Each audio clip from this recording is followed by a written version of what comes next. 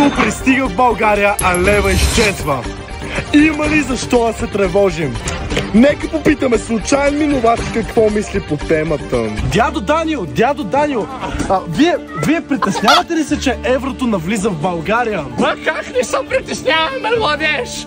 Този метропоказател таман го купих за внучето, беше 2 лева, от утре сигурно ще е 2 евро. Спокойно, дядо Данио, ветропоказателите няма да поскъпнат. Просто лева ще се превърне в евро по фиксиран курс. Тоест, дядо Данио, ако сега този ветропоказател е бил 2 лева, сега ще стане 1 евро.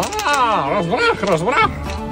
Младеж, само да те питам в магазина, нали няма да ме вземат за мизеве, да ме измамят нещо? Няма, бе, дядо, магазините ще пишат цените в евро и в левове, няма да има никакви изненади. А пенсията ми ще ми дадат ли по-малко пари, че другия месец са внучето рожденник и съм му харесал едно такова вертолетче?